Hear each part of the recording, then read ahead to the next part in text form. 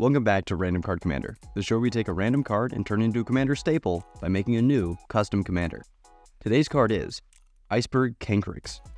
Iceberg Cancrix is 1 in a blue for a 0/4 snow creature crab that has, whenever another snow permanent enters the battlefield under your control, you may have target player put the top 2 cards of their library into their graveyard. Off the bat, we're being pulled in a lot of different directions. Landfall is always good, the snow strategy is certainly enticing, mill also looks pretty decent, and crabs is an option. There's just so many choices. What do I do?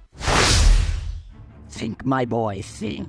Why do one when you could do them all? So we know we're starting off in at least a blue color identity, but I decided to add blue and green because that gives us access to cards like Into the North, something that goes perfectly with our landfall and snow strategies, Dead of Winter, something I use in my own lands deck because all of your lands can be snow lands, so really, if you build your deck right, this reads all non-snow creatures get -X until end of turn, where X is the number of lands you control, and also Uchalon, which is a crab for some reason. I went onto ArtStation and got this piece by Francisco Chinchilla. The link to his page will be in the description below. I did that to the card as well as our first line of text. You may play lands and cast crab spells from your graveyard. This works off the fact that Cancrix mills any player.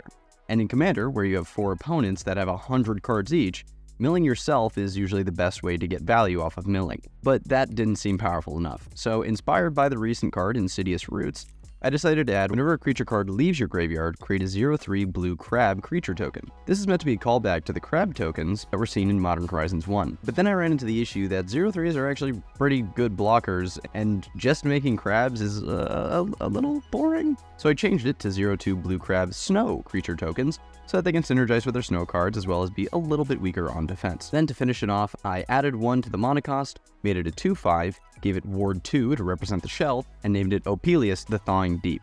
This is a reference to the fact that Opelio is part of the scientific name for snow crab.